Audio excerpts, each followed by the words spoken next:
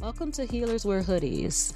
We are a podcast dedicated to raising the visibility and awareness of healing and healers in our modern society. Join us, Leslie Avant Brown and Anisha Desai, as we interview everyday people who are supporting others to heal through traditional and non-traditional healing methods.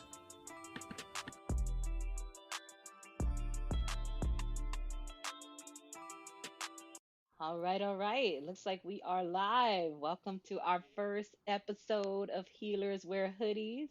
I am joined here by my amazing co host and very first interview panelist, the amazing, incredible Anisha Desai. Welcome, welcome. So, this is Woo! our very first podcast, Healers Wear Hoodies, where we will be talking about what does it mean to actually reclaim our abilities to heal ourselves, and also talk about folks that are out in the community that are really doing some really cool stuff that is supporting healing, and what we talk about as the healing ripple. So we hope that you join us for this very short podcast on your ride home, on your way to work, while you're at the gym. This will be light, easy breezy, beautiful, and hopefully bring some fun and also some joy and creativity to your day. I think what I'm most excited about is like this is our fun outlet. Anisha and I are both healers in other parts of our life, and we were just really looking to have some real conversations around what this work means, right? What does it mean to demystify healing? What does it mean to actually talk about what it is that a lot of folks are looking for in their lives, which is to feel better, to find joy, to find creativity, to really be able to move and navigate life in a way that allows them to just bring more alignment into their everyday lives. So I'm excited about this and meeting some cool people and hanging out with my friend. What about you, Desai? Yes. Hey. Well, first, I love that you said easy, breezy, beautiful, because I'm here for it. I am here for it. Well, I'm also excited to have these real conversations and to kind of bring some of our casual conversations maybe into the light. We have a lot of conversations about what's going on in our own lives and what we're noticing in the world. And this for me is just like a real beautiful creative connection and a heart connection with someone that I work with and spend a lot of time with. And it's a fun way, I think, even to get to know each other. So I'm looking forward Hmm. to that part of Yes. it. So I see this piece. We get to do some introductions. And so, do you want to go first? Sure.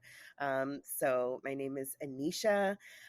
Today I am located near Seattle, but I'm usually in the Bay Area and also taking care of my folks in South Florida. Some ways that I describe myself, I describe myself as I think I'm pretty funny.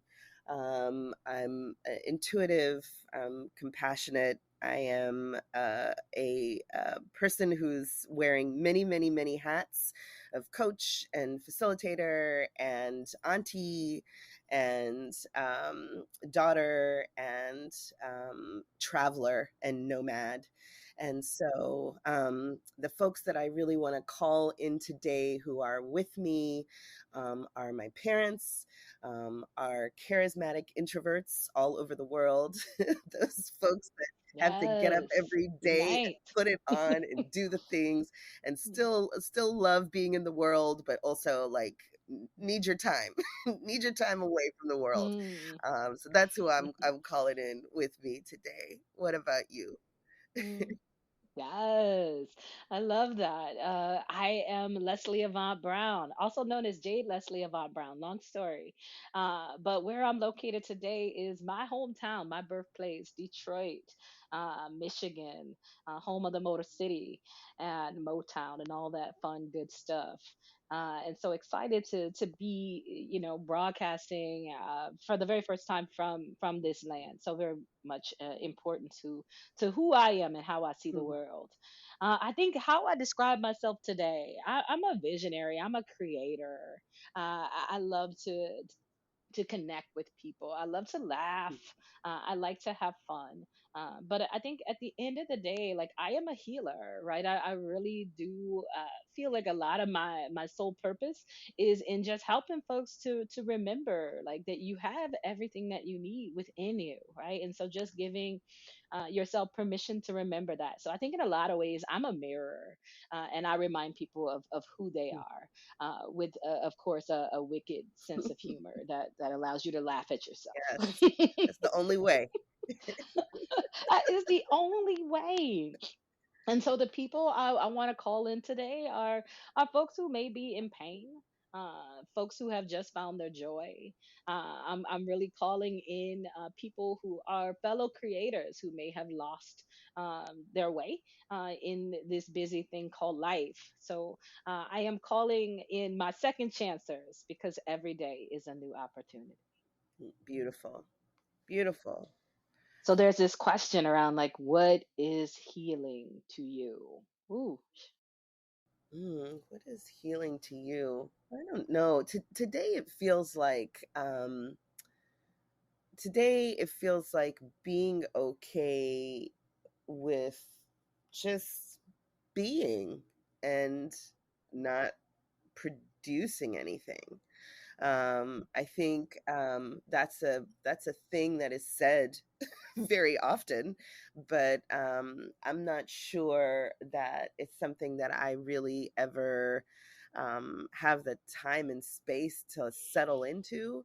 And I mean, I'm really feeling it this week. I'm on a restorative retreat, and just feeling what it feels like to go to bed early, to nourish myself with meals that are not being made by me, that are being made by someone else's loving hands, to be able to have the time to write a handwritten letter to folks that I'm missing.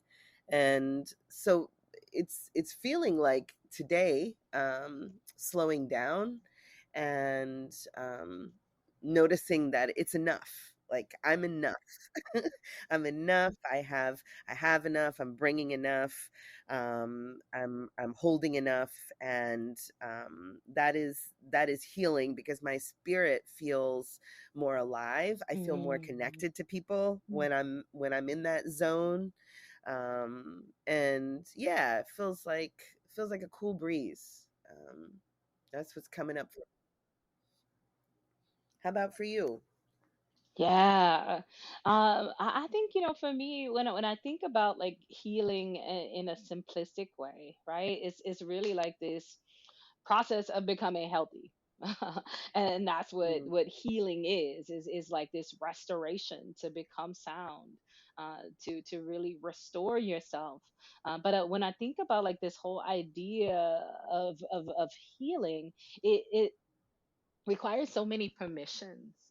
And I think for me, mm, when I'm thinking about like how I'm defining healing, I think it's so much about like giving yourself permission, right, to heal. And to really just be in this place where we are able to just name, without fading, fixing, or forcing it, that we're in a place where we don't want to be. And it could be a mm, mindset, it could be physically within our bodies, it could be spiritually. It really is that reckoning, to just be honest with ourselves, right? To say this is not it. And for mhm, me to really just create that intention, that vision, that dream to move to where you want to be. And to me, that is healing. That's the healing journey, right? That mhm, movement. And so for me right now, healing is around like setting that intention, and how I want to show up. That's so much of what healing is in this moment. Uh, Well, Yeah. it sounds like you have pondered on on healing for quite some time.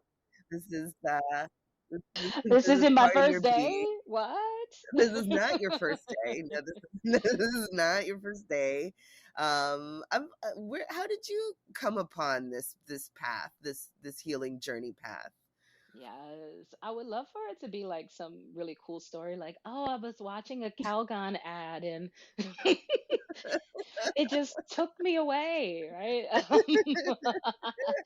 But unfortunately, like most healing journeys, like it starts in like a really like bad, ugly, like sad, depressed place, right? And so, Mm. uh, for me, I think there's like not one place that starts the healing journey, but like there was like the straw that landed that just broke everything. And I think, for me, my Yes. healing journey began like in my career when like I had done everything I was supposed to do. I had earned all of the degrees, went through all of the classes, like did everything I was supposed to do, and I was Mm. so discontent and so dissatisfied, that I had put so much energy into what I thought was creating the life that I wanted, only to wake up in a life that I absolutely hated.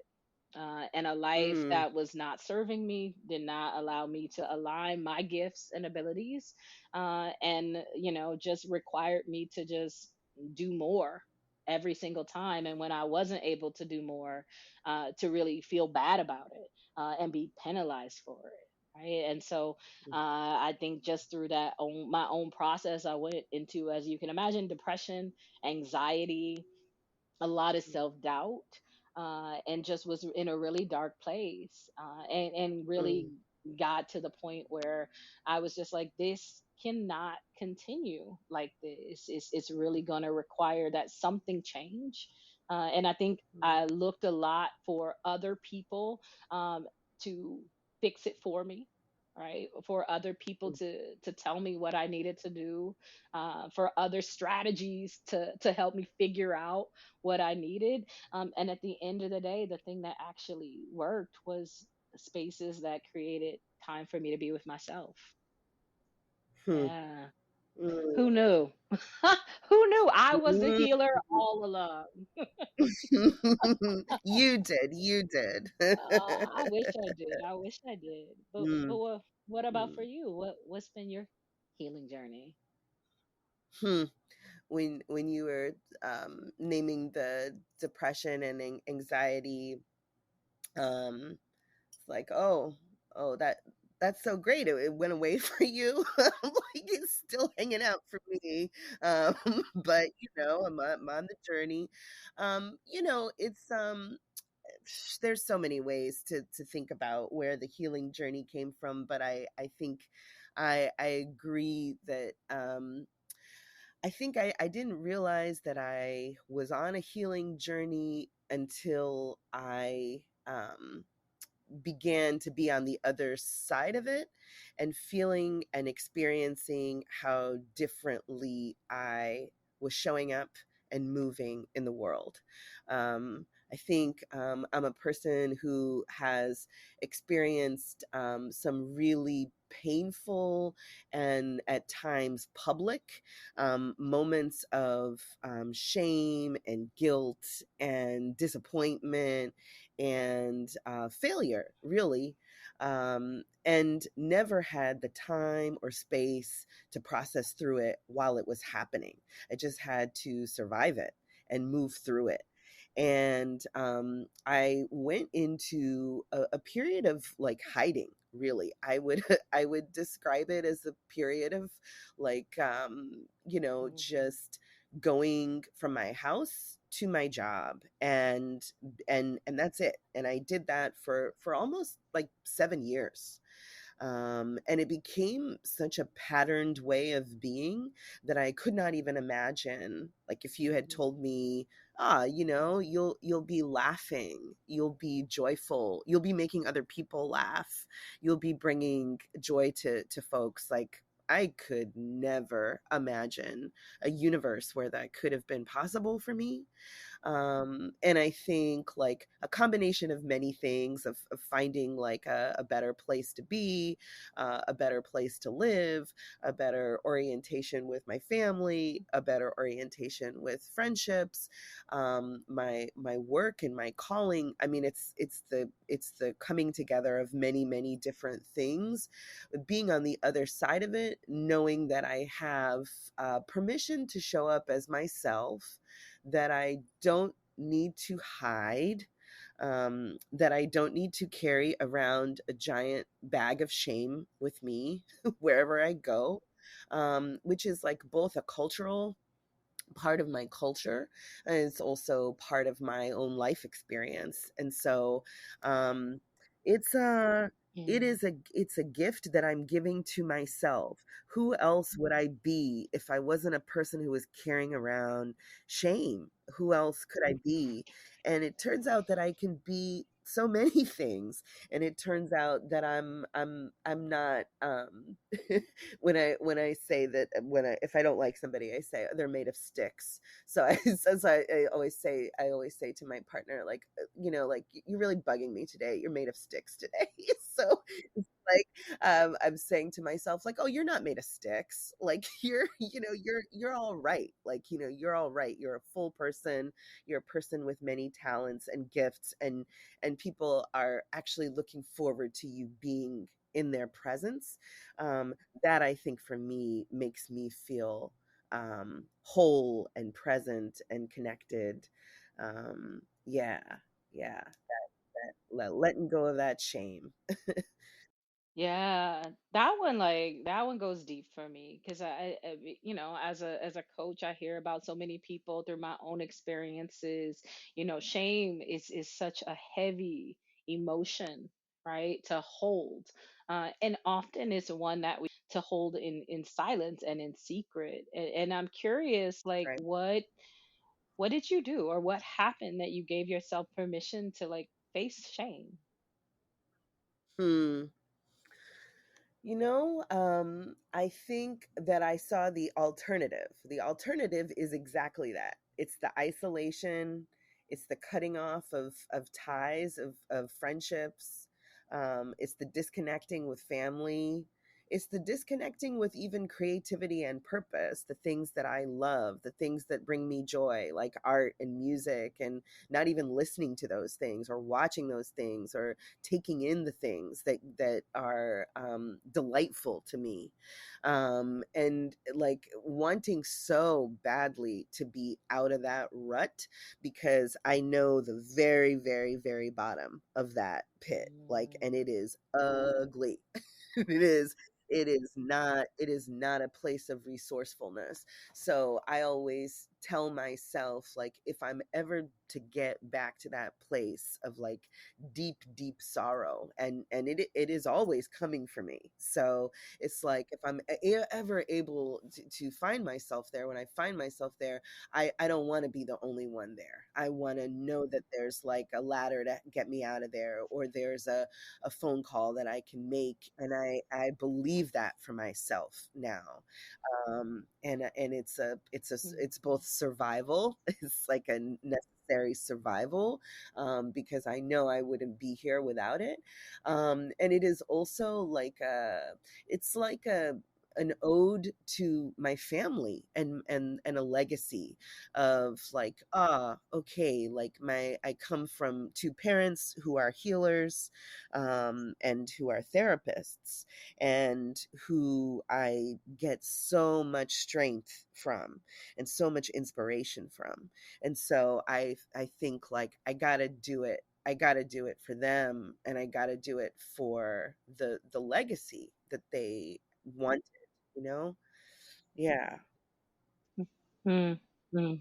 Yeah, there was so much beauty in what you just shared, right? Like, it's not that I won't ever Hmm. get to that dark place. It's just this thing around what do I Hmm. do, right? And like you said, I have ladders, I have resources, I have people, right? Because life is, like I often say, life is lifey, right? And so there's Life going is to so lifey. Good God. there, there's going to be these periods of light that are just exceptional and amazing and Mm. awe-inspiring, but there's also going to be darkness. And so how do we prepare, right? How do we prepare? And yeah, just that piece around like, yeah, what are our supports is, I don't know, for me always like Yeah. a great thing, but also like a hard thing, right? Because I think when we're in it, right, when we're healing or when we need to heal, we Mm. often don't realize the state that we're in, right? We might just feel like, oh, I'm exhausted, or I just don't want to be bothered, or no, I really don't want to talk to people, right? And so like it becomes that question around like, is this Mm. a temporary moment or is this a pattern, right? So how are we paying attention to the patterns that kind of give us even more insight around what's happening?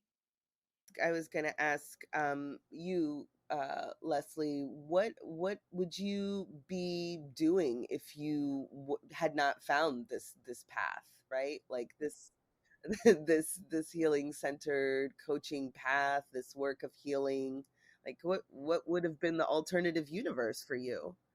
I mean, I know it sounds like weird, but my alternative universe would have been like striving for greatness. I mean, like because like I which is like what, that's the bad alternate universe, and I'm like absolutely for me, right?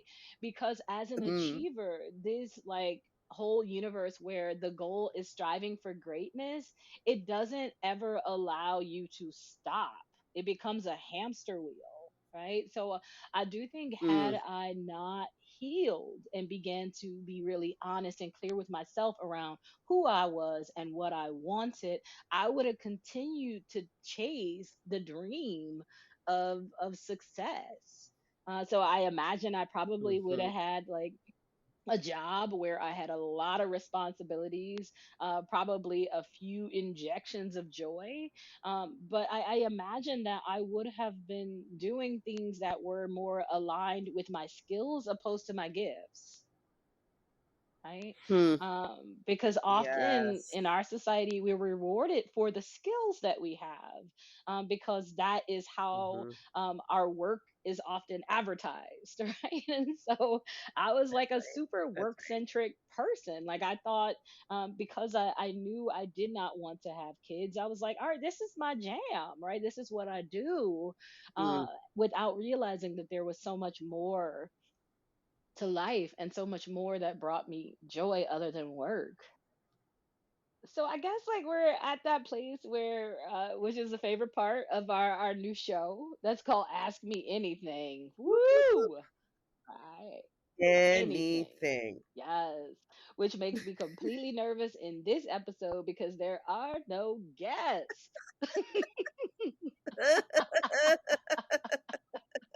Oh no. Does that mean that I get to ask you Yes. anything? And vice versa.